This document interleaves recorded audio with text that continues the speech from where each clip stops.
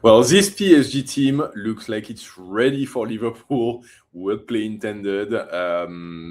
Big win, strong win, dominating win, 3-1 at home against Toulouse in Ligue 1. And very, very close to being a perfect evening. Honestly, like there's really not that much to nitpick about. Obviously, I'll find a couple of things. You're starting to know me. But I think on balance, yeah, it's pretty much as good an outcome as we could have expected and wanted going into this game. And so this really puts us on the right rails ahead of the Champions League quarterfinal next week against Liverpool. And so let's talk about it.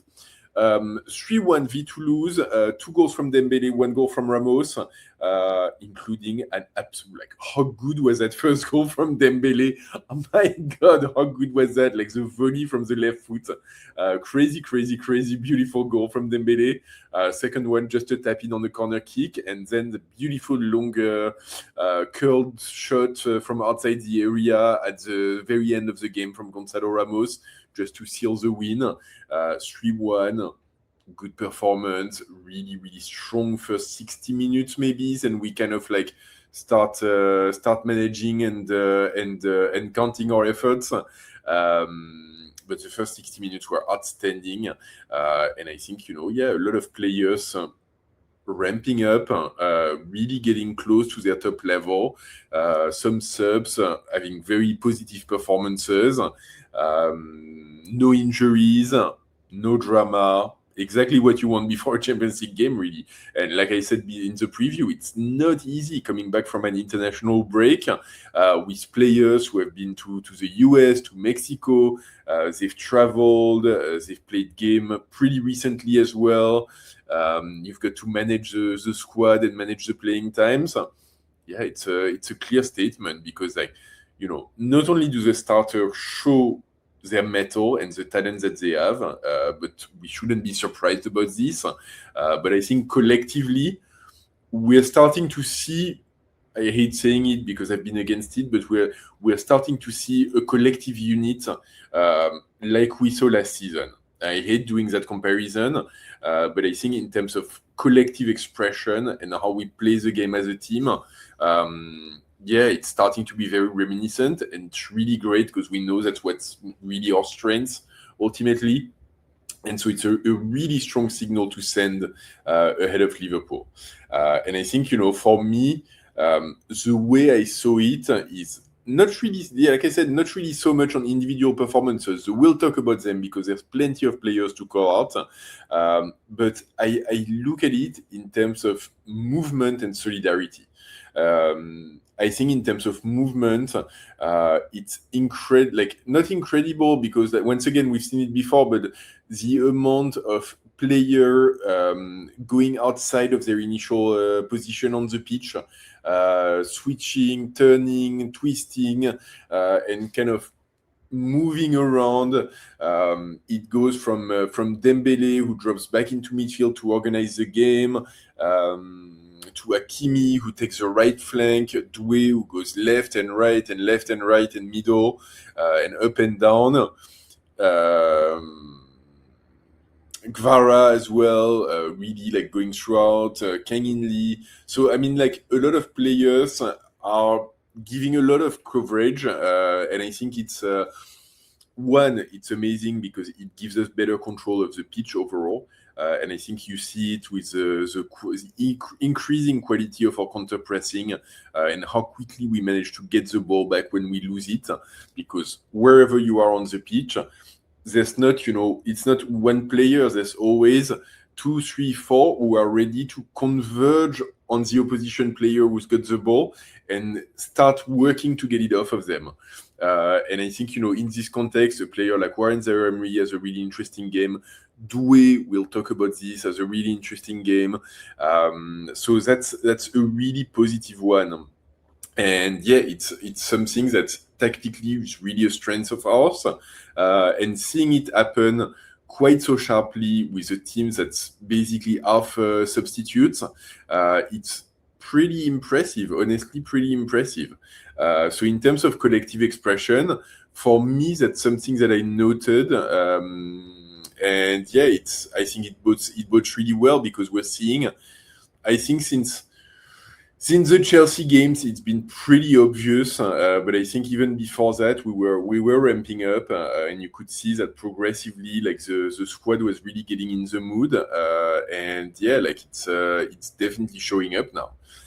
So that's the good outcome collectively. In terms of individual performances, let's talk about the bad one first, just so we can get it out of the way. Safonov. It's annoying because honestly, so far this season, I don't massively rank him. I'll be honest. From the get-go, I think you've heard that before from me. That I don't think he's a world-class goalkeeper, but he's always managed to project strengths and project confidence and avoid making stupid mistakes that kind of make people ask questions of him. And in this game, it's exactly what he did. It starts with a stupid misread of a ball trajectory that takes him out of his area and kind of sees the ball go over his head. Thank God Zabarni is covering and manages to clear the ball away. On the following corner kick just after this, he's got loose fingers and essentially the ball slips through his fingers and goes back on the Toulouse player. And it kind of goes around the area for a second before being put in the back of our net. And so that's really annoying because that's the kind of mistake that we had seen Chevalier do time and time again, and really stuff that Zabarni had managed to that Safonov had managed to avoid. But yeah, in this case, really in 1 minute and a half, two stupid basic mistakes leading to a goal against us, and that's exactly what we don't want. And the other thing about Safonov as well is that one of the things that in PSG Insider I've been saying is that mentally he's extremely strong. And he's focused, he's really he wants it, he's gonna fight for it, and if he does something wrong, he's just can switch and get back on track very, very fast and very, very, very sharply. And yet in this game, in the second half, there is another mistake, a clearance that goes straight into a Toulouse player, gives them a clear opportunity when we're only 2-1 up, which could really change the outcome of the game. And that's, a little bit worrisome because you don't want your goalkeeper to be making this sort of mistake. And let's face it, against Liverpool, mistakes like this, it's costing us a goal yesterday. It would have cost us 2 against Liverpool. Easy. You get one of their players to have an open shoot opportunity around 25 meters out with our goalkeeper out of position.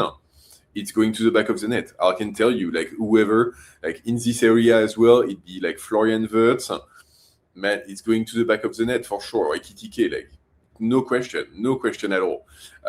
So hopefully Safonov got that out of his system, and it can go back to being more reassuring and not failing on easy stuff. But yes, that was really disappointing from him.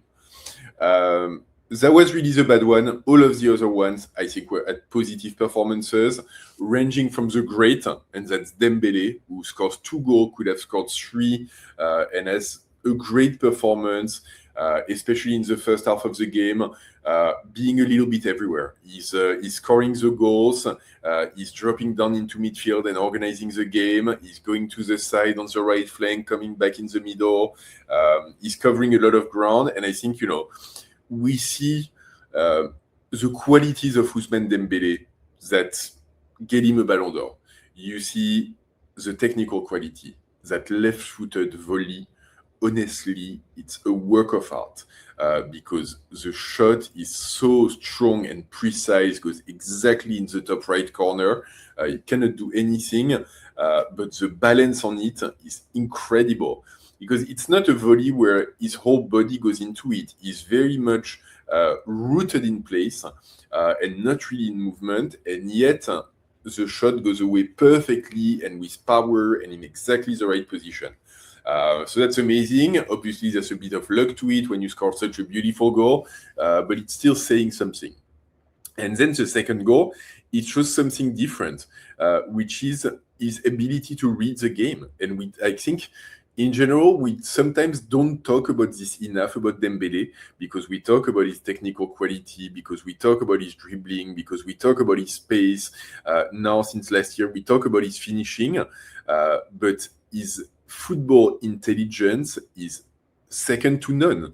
And it's funny, like earlier this week, I saw an old interview from Xavi when he was Dembele's coach in Barcelona, who was essentially saying that. And when the compliment is coming from one of the best midfielders in football history, who's played his whole career with Messi and players like this, and we're saying that Dembele has a football IQ that, like, on a level he's never seen before, it's incredible. And yeah, like, you see it in the way he positions himself, all on his own in the 6-meter box at the end of a corner kick.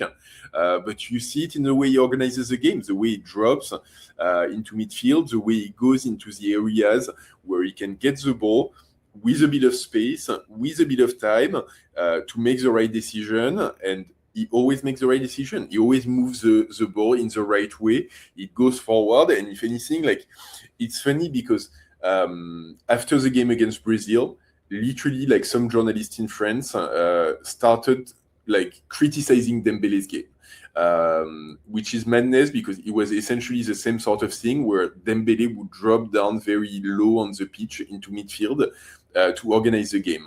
And if anything, he does that perfectly. And when it doesn't work, you can look at it, like, go back to the games. Every time it doesn't work, it's not so much on Dembele as on his partners. Just like, he's so far ahead that people cannot imagine that he's going to have this perfect vision and perfect execution. And yet he does it every time. And so, amazing performance from him. He drops off a little bit in the second half, but I think most of our team does. But I think, like, just ahead of Liverpool, that's a big signal that's being sent, that Dembele is back on top. So European teams should be very, very scared of that. Other players to note, and I'll go very quickly because, like I said, all of them had good performances. Kvara, he turns in a Champions League level Kvara performance in a Ligue 1 game, which is very unusual. Really strong. He doesn't score, but he creates so much. He takes, I think, 6 shots, all of them dangerous, and he's got, like, this move which I love so much, of, like, getting the ball on the left, curling back his run towards the middle, and curling a shot with his right foot. I think Liverpool is going to have a hard time with Kvara if he comes on the pitch with that little bit of extra motivation that we know he gets in the Champions League. And that's kind of the baseline of performance was what he did against Toulouse. My, there's going to be trouble. Right side of offense, in the end, it was Kang In Lee who was playing there. And I think, very interesting tactically that Luis Enrique chooses to have Kang In Lee on the right and Doué as a midfielder. Which is something he's done in the past, but never really worked that well. And I think, like, we all thought that Luis Enrique had given up on Doué in the middle, and would put Doué on the right and Kang In Lee in the middle. So in this case, he's done things differently. I think Kang In Lee has an okay game, great on set pieces, but apart from this, I'd like him to be like more impactful in terms of construction in the last third of the pitch. I think sometimes it's a little bit neutral, and I think that was the case on this game. Doué in the middle, very interesting because, like I said, he moved around a lot, which is great. And I think defensively, he contributed a lot as well, which was typically the main drawback of having him in this position. And I think, it kind of says something about the sort of balance, tactical balance that Luis Enrique is looking for, because he doesn't have Vitinha to organize the game from the basis of midfield. He's playing Beraldo, who's obviously a way more defensive profile than Vitinha, even with all of his passing quality. And so it's kind of telling that he puts Doué into midfield, who can help create the game, even with Dembele dropping down. And there's always, I think, this kind of two-pronged, two-headed center of creativity and center of organization of our game in the midfield. Usually it's going to be Vitinha lower on the pitch and Dembele up front. And then in this case, it was Dembele, but Doué was really like that output in the middle. And so I think that was tactically interesting. Defensive performance was interesting from Doué. He couldn't do better, definitely. There's still moments where he's not succeeding at what he does. He misses stuff. He's still a young player. He's the kind of player who takes risk with his game, and that's kind of what we should expect of him. So it is what it is, but yeah, he can definitely do better. Beraldo in midfield. Wasn't really expecting that one, but it happened again as a number 6. He turns in another good performance, but I think it's interesting because I felt like his passing quality didn't shine as much as you'd expect it, and in the end, it was really the defensive output that was more impactful. So I don't know if it's because he had another creator on the pitch so close to him in Doué, and Dembele dropping back so often, and that kind of takes those opportunities to create away from him. But yeah, defensively, it's really interesting. I talked before about us having more defensive strengths in our midfield to cover for sometimes weaker defense. So that was really the case here. And I think, yeah, it's another interesting game. Lots of things to learn for him and lots of things to pick up on in a new position. But his profile in itself, in his position, is really interesting and worth seeing a third time and a fourth time after that, I would bet. So we'll see what Luis Enrique makes of it. Zaire Emery, really strong performance in midfield, solid defensively, solid in the impact, so strong physically. In defense, Pacho has a good game, Zabarni okay, but not as much. Hernandez has a good game, solid as well. It's good to see him come back to like kind of a minimum standard of performance, Hernandez, which is really solid and you can trust on him. Hakimi ramped up throughout the game, and I think we're coming close to seeing Hakimi come back to his top level, which also is really like, I will bet anything that if we make big things happen in the end of this season, Hakimi is going to have a big role to play about it. And like I said it here, I'll stake my claim on it. So Hakimi ramping up is fantastic news for us. So anyway, this is kind of what I had for you guys on this PSG Toulouse game. We are ready. We're going to be switching all of our energy, all of our attention, all of our mindset towards Liverpool with the first game in the Parc des Princes next Wednesday night Paris time. We're gonna have plenty of time to talk about Liverpool, who are playing against Man City this weekend. So they have a big game as well to play before playing us, which is fantastic.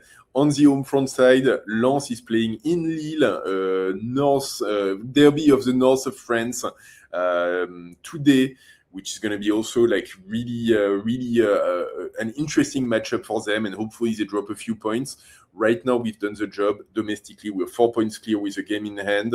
Not a game in hand because they have to play Lens. So we're 4 points clear, but with them having a tough game to play today. And yeah, like it's all about the Champions League now. It's all about the Champions League. So for all of this, stay tuned, subscribe to the channel, like this video, do all of those things. It's quarterfinal time, guy. And so for this, we are ready. And don't forget, ici c'est Paris!